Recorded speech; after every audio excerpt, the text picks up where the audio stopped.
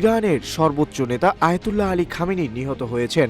গোয়েন্দা তথ্যের ভিত্তিতে শনিবার সকালে তেহরানের কেন্দ্রস্থলে এক বিশেষ বিমান হামলা চালায় ইসরায়েল। এ ঘটনায় স্তব্ধ গোটা বিশ্ব।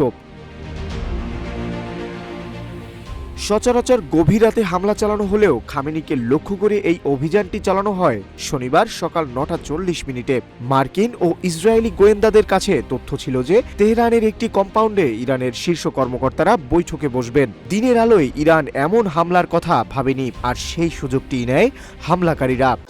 ভবিষ্যৎ হোক নিরাপদ, বিনিয়োগ হোক বিশ্বস্ত, আর আমার পছন্দ সল্ট বে। ওয়েলকাম টু সল্ট বে।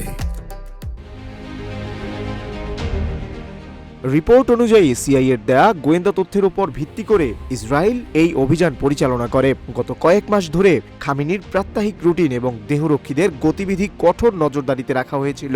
এমনকি ইরানের টেলিযোগাযোগ ও মোবাইল ফোন ব্যবস্থায় অনুপ্রবেশের মাধ্যমে তাদের প্যাটার্ন অফ লাইফ বা দৈনন্দিন জীবনযাত্রা সম্পর্কে নিশ্চিত হয় গোয়েন্দারা। ইসরায়েলি জেটগুলো খামেনির কম্পাউন্ড লক্ষ্য করে একে একে 30টি বোমা বর্ষণ করে। লক্ষ্য ছিল মাটির নিচে থাকা বাংকার ভেদ করে নিখুঁতভাবে আঘাত করা। মার্কিন প্রেসিডেন্ট ডোনাল্ড ট্রাম্প ফ্লোরিডার মার এ লাগো থেকে পুরো অপারেশনটি পর্যবেক্ষণ করেন এবং পরে সামাজিক যোগাযোগ মাধ্যমে মার্কিন গোয়েন্দার সক্ষমতার ইঙ্গিত দেন।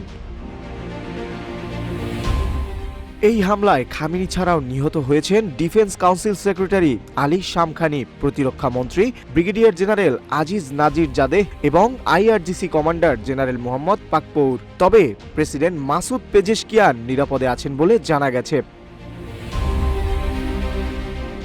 ইরান এই ধরনের পরিস্থিতির জন্য মানসিকভাবে প্রস্তুত থাকলেও সর্বোচ্চ নেতার এই মৃত্যু চলমান আঞ্চলিক সংঘাতকে কোন দিকে নিয়ে যাবে তা নিয়ে এখন বড় প্রশ্ন দেখা দিয়েছে। এস এম আমিনুল ইসলাম, রূপালী বাংলাদেশ।